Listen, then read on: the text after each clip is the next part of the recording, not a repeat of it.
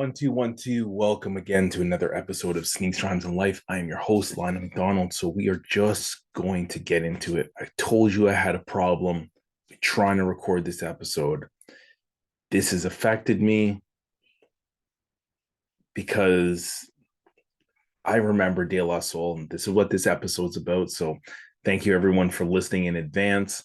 This is available on YouTube, but it will also be available on Spotify, Apple Music, iHeartRadio, Google.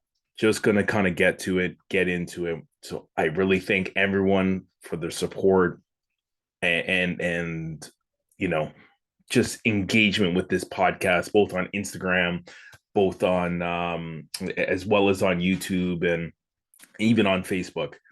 But I will tell you that I had a hard time the last time I had to do one of these episodes after another rapper died. And, for those that don't know, Plug 2, otherwise known as Dave, otherwise known as Trugoy, maybe the most underrated person in the whole De La Soul clique. He passed away a couple of weeks ago, right before the long awaited release of their catalog after years and years of fighting and struggling with Warner Brothers, then Tommy Boy, then Warner Brothers, and then finally it's been bought by someone else, and they've now worked to bring their catalog to the masses. So this is a little bit later in the month of March. The catalog released 3-3. And it's unique when I did my research, and it's like, why is it 3-3? So, hey, there's three members in the group, 3 feet high and rising. Is this the reason that it released it? Actually, it's 34 years ago that 3-3. And in 1989, that's when 3 feet high and rising, as you can see, if you're listening on YouTube or seeing on YouTube, I'm holding it in my hand. I have the CD. The tape is downstairs. I still have the tape. I have the tape of De La Soul is Dead, along with Buhloone Mindstate. But that is when this released. So, the impact of this group and just how I consumed hip hop in the 90s, it really meant a lot to me. And I wouldn't tell you that I was a big fan of this album when it first came out, being 3 feet high and rising, or De La Soul is Dead. I definitely got to like the De La Soul. I didn't get to De La Soul, and Buhloone Mindstate was like my gateway album to De La Soul. And I went backwards, and I heard De La Soul. I knew who they were.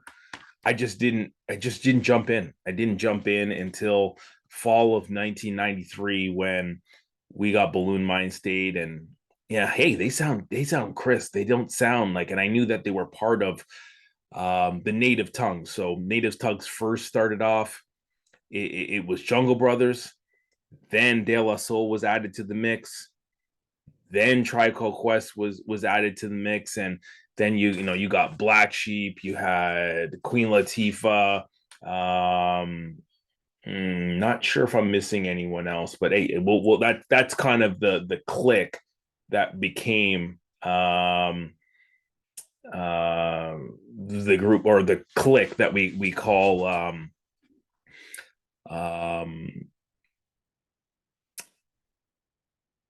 the Native Tongues. So that is kind of the mindset. I was struggling to find the words there, but yeah. So this group was instrumental as I was molding as a hip hop fan. Yeah, I listened to LL and Run DMC back in the day, and then I kind of listened to a few things as I moved through high school. I definitely was on Dell. I was definitely on Soldier Mischief, one of my favorite groups of all time. And this is right before Wu-Tang and right before Tribe Called Quest blessed us with Midnight Marauders. But I was already a huge fan at that time. In 93, my favorite album far and away was Low End Theory. I didn't think any album could ever touch it. Needless to say, Illmatic came along in 94, and that changed things. But when we kind of go back to De La here, Buhloone Mindstate sounded different, felt different. And then when I went back and listened to the other albums, and I'm going to go back as I'm just kind of using these as place of 3 Feet and High and Rising was kind of that fun, energetic, me, myself, and I, like that was just like positive peace vibes. Like it just didn't sound like anything else. Then, we got to De La Soul is Dead. It sounded a little darker, sounded a little different. But the Roller Skate Jam is the jam that I continually play in my head when I think of De La. Saturday, that's my track. That might be top 3 De La tracks that I've ever heard or I gravitate to. Then we got Buhloone Mindstate. We had Eye Patch. We had Ego Trip. We had In the Woods, which is one of my favorite song from the album, and then Break of Dawn. So this is a great album. I think compilation. And you start looking at De La's catalog, and this is tough. This is a tough catalog. 3 albums in a row, absolutely amazing. Then we get to where a lot of people then jumped in on De La. We fast forward to Stakes is High, and Stakes is High didn't sound like a De La album. And this is one of the most unique things about this group. They're from the Long Island. That I'm a Knicks fan. I don't even know if they were diehard Knicks fans per se, but the Knicks are on fire. I told you guys already. You don't know when you're going to hear this. At some point.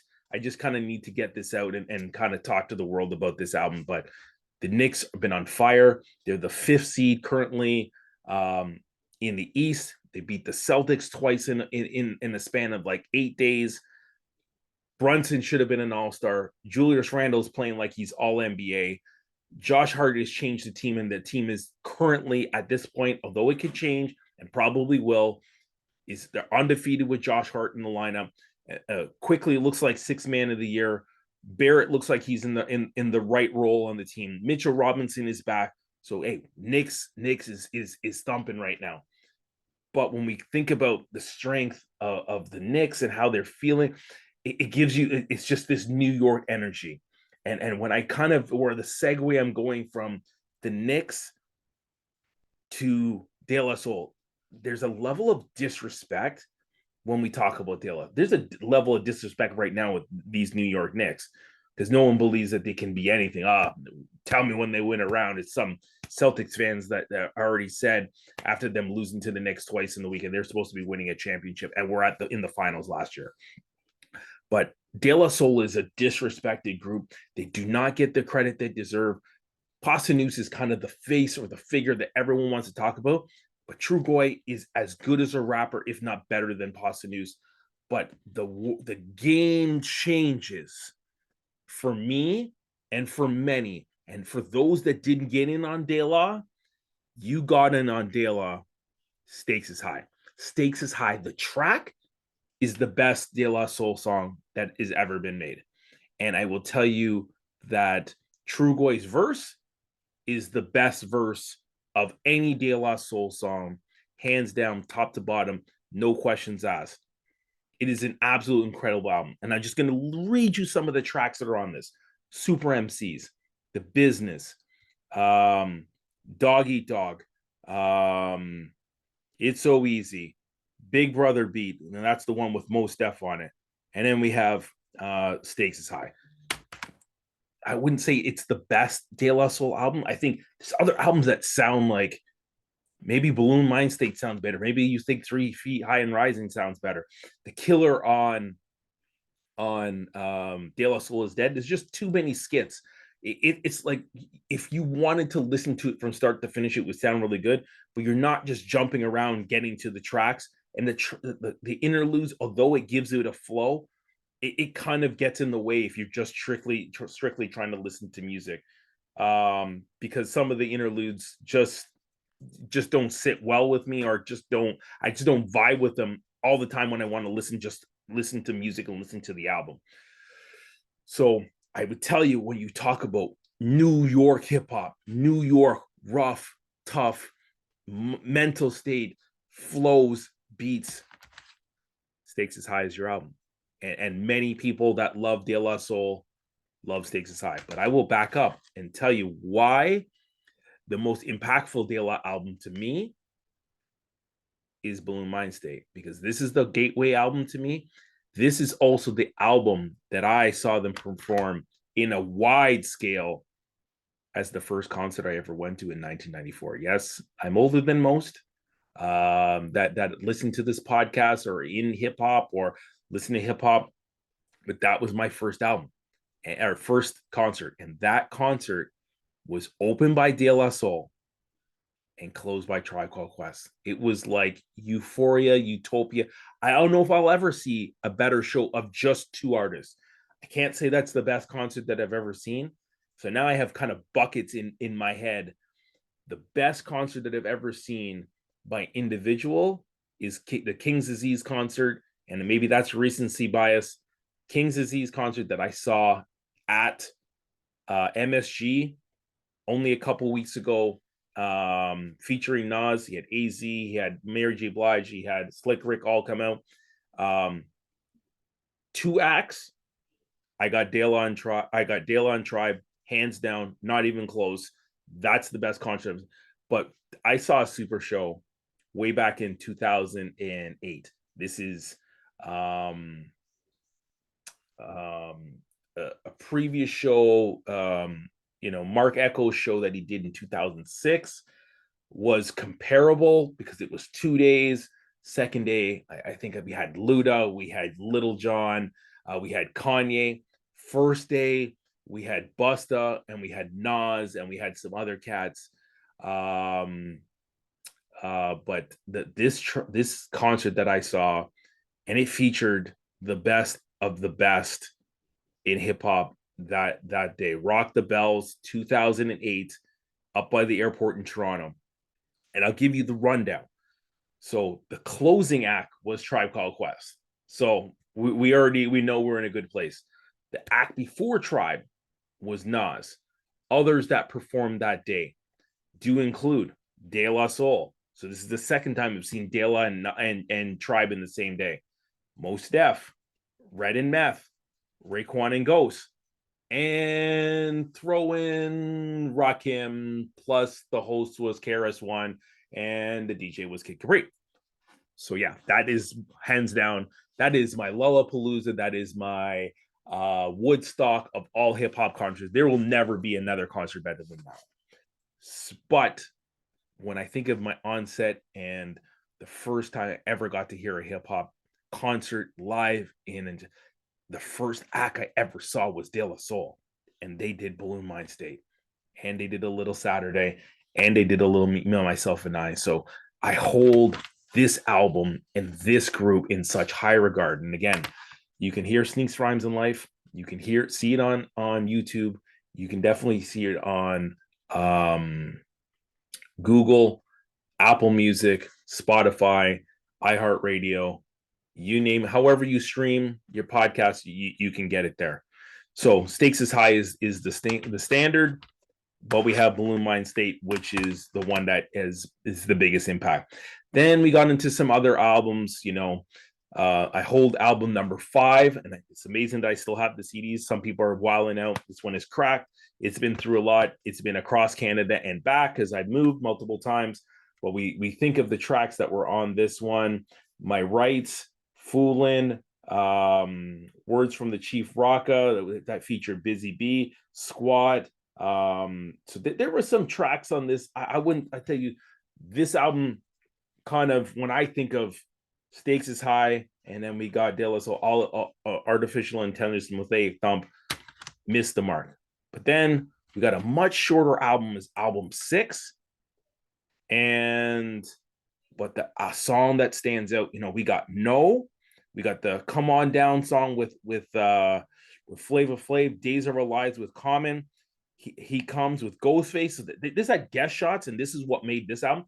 But the song, again, this would be a top 5 De La song: Rock, Cocaine, Flow, with none other than the late, the great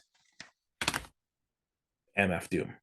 So I've just given you 6. And yes, there are other ones. There's Features and Anonymous Nobody.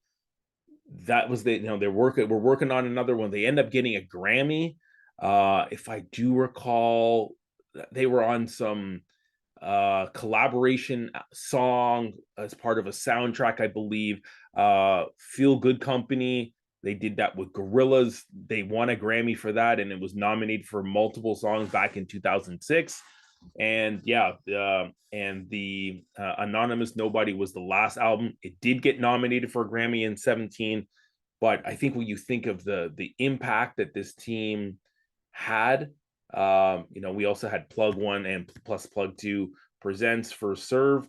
I know there was the this is a TV series one, Mission Impossible, featuring De La Soul. So they have a great body of work. And I think when we flip back here and we look at those 4 albums, we look at 3 Feet High and Rising, De La Soul is Dead, Buhloone Mindstate, and Stakes is High. We talk 4 album runs. I do not know if there is another group that's had a better 4 album run. In the conversation, Tribe Called Quest, 100%. And then obviously, now you start thinking, is Jay-Z in that conversation? I think you would have to consider Jay, because it's not like he slipped in any of those first 4 albums. And then I think you got to think about, it's like Nas. No. Nas started. I Am wasn't in the same category. It was written in and Illmatic. So that one's out. You think of Mobb Deep. It's like, no, you probably after Murder Music. Infamy, though, had Burn and a couple other tracks in it. That one's not there. And you start thinking about Busta. Busta had some consistency, but I don't think it's at the same level as what I just showed you with De La Tribe. But I think that the new cat, and I've told you on a previous episode, everyone listening, someone has really got to think. And I'm an old head. I'm an 80s and 90s hip hop head, but I'm going to tell you that you got to put some respect on Kendrick Lamar's name. Yeah, some people will say Drake. Drake is not the same caliber or stylish of hip hop that I personally like. When you talk about just general music, I would say, hey, Drake sold a lot of records. He's streamed a lot of stuff. He's won a lot of awards. Should you be including Drake? Go ahead. No problem. But I would say he would not rank for me. Eminem would not rank for me. I think I don't know what the 4th album was. That didn't, but I just don't gravitate to Eminem as an album that it would pick up. Although I have tremendous respect for him. He's easily a top 15 MC, no questions asked. He can spit bars with the best of them. But I think when we talk about hip hop and 4 album run, I think De La Tribe, I'm going to put Jay-Z there. And then I'm also going to put the person that I've been alluding to, which is Kendrick Lamar. So wherever you want to start, you want to start at Section 80, then you want to go Pimp to the Butterfly, and I'm blanking on the names here, but you throw in Damn, I think is album number 4. Good Kid, Mad City is the one that I'm missing. So I think Kendrick Lamar is as good as anybody else that is out there that has ever come and that has ever done it. Flat out, no ifs, ands, or buts, period. You think of his ability to deliver, and I think you could say, oh well, no, hold on, you missed the Untitled one. Untitled one was absolutely fire, and whether you hating on it or not, you can easily consider that one as an amazing album, and definitely deserves its props. And okay, that one doesn't count. You count Damn, and then you count the Black Panther one. Black Panther one had some really fire songs, but that's not in that 4 album range. You can talking 5. It's still right there. So Kendrick would be the solo artist. I would even say Kendrick over Jay in terms of the quality of the album that he produced. But we go back to Tribe and it's so amazing that they were like click, and I think they pushed each other. I definitely know that they had a profound effect on Q-Tip and Q-Tip on them. And I think this put them in a stratosphere. Like, we're not talking about Wu-Tang. We're not talking about Ray, Ghost, Meth. No, none of those guys. We're talking about, I would tell you maybe the only other group potentially is Eric B and Rakim. Or I'll take that back. There's one other group. I think you have to put EPMD in the same conversation. So when you have business as usual, unfinished business, strictly business. That was the first one. And I'm blanking on the last one. Another one that had business in it, and that had Coming At You, that had debut of Redman. That is an amazing run, and definitely has to be one that you consider as being one of the best standout groups of all time. And you look at the track list and some of the things that they have done. So now you're talking, so yeah, business never personal. And then you can say, then you kind of stretch that EPMD out of business was there, but 4-album run, or EPMD back in business and then out of business. So maybe I tell you, from a 6-album run, EPMD's got everyone. But if from a 4-album run, EPMD is in the conversation along with Tribe and along with De La. So, fast forward to where we are in this conversation, and the sad thing about De La is that, yes, they had a death in the group. So, hey, part of the piece was, what, help contribute. Prince Paul helped contribute. He was in the group, not really part of the group. It's ultimately Maceo was the producer, Pasta News, and then you have Trugoy. That's the three of them. But Trugoy, he was dealing with heart failure, as I've recently discovered, and that has been happening since 2017. So this is like 3 years before the pandemic, and this is what blew my mind, that he had been suffering and he just didn't make it. He was like 3 weeks away from seeing the catalog get released, but the music is going to live on and his voice will live on. And I still am a little emotional in even just talking about that. You think of De La as 3, and now there's only 2.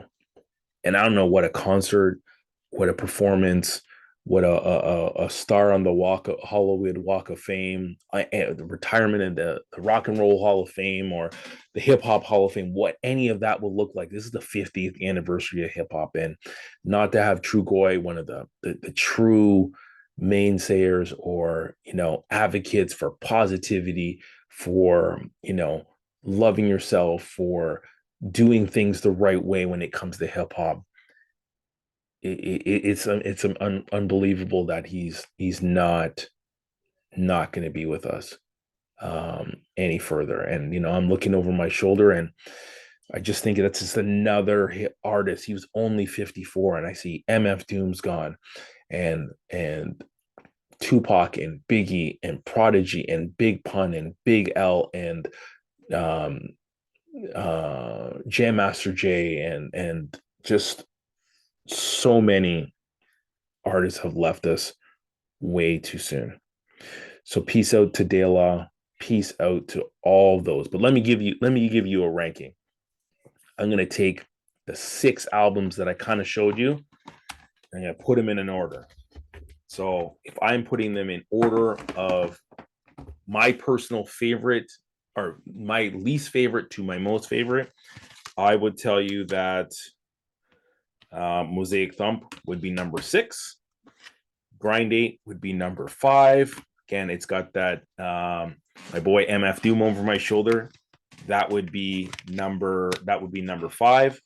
I would then tell you that De La Soul is Dead, although it is a great album, would be number 3. High and Rising, though it gets all the critical acclaim, it sounded different. It was a different phase, a different era of hip hop back in '89. That would be my number 3. And maybe I'll change my mind. I think these 2 albums are really close. 3 Feet High and Rising and Buhloone Mindstate. I'll put Buhloone Mindstate today over 3 Feet High and Rising. I think you easily have 2 5 mic albums, but the one that I hold in the highest regard, because it's how I like hip hop. I like it New York. I like it gritty. I like it the thumb. We had so many great guests. And let me just remind you of the guests. We had Common. We had Zane, which did a great track for more. And then we had obviously Mos Def on it. That was absolutely amazing in his song, Big Brother beat. So Stakes is High would be number one in my eyes. Many people would say 3 Feet High and Rising. Some will say Buhloone Mindstate. I still remember listening to Buhloone Mindstate on tape in my dorm room in first year university. So that dates me a little bit, but that's okay. So thank you everyone for listening. That is my ranking of De La Soul. Salute to Trugoy.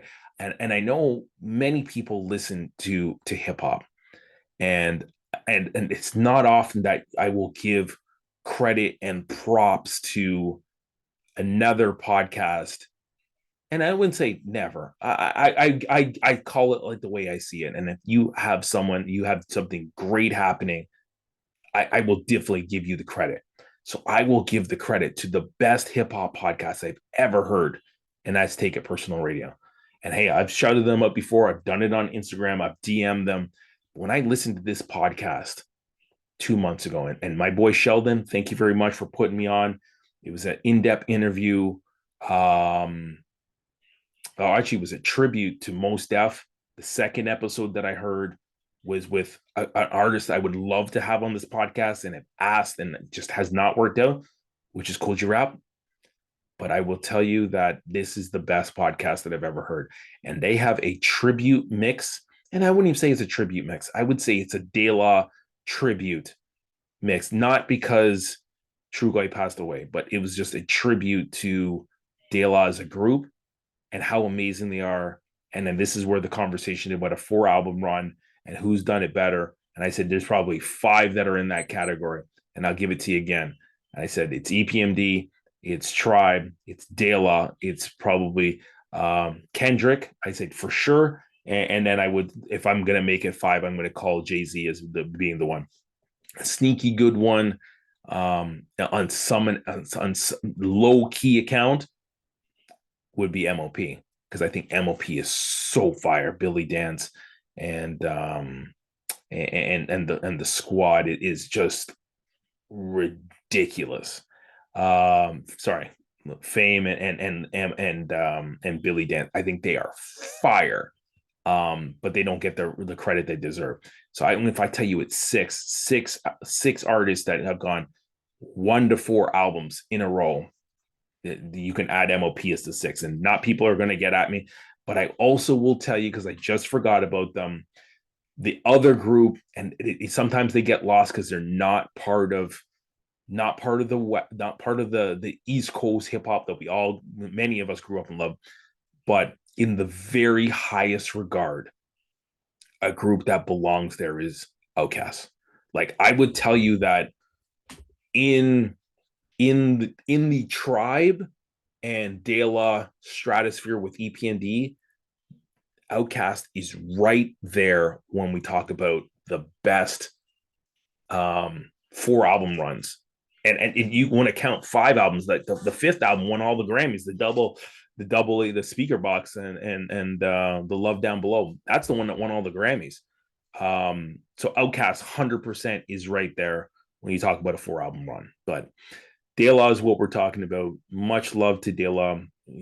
Best wishes to Maceo and obviously Pasta News and all those that are in the Native Tugs family, and actually the family of Trugoy. He left us way too soon, but play your De La. It's now streaming on all platforms. You can play it wherever you need to play. I know I played the crap out of De La on the weekend, and I will continue to play it for the foreseeable future. But thank you everyone for listening. Appreciate you being patient with me as I tried to get this tragedy of Trugoy passing away off my chest. But this Sneaks Times in Life, Lionel McDonald, we're saying peace and go Knicks.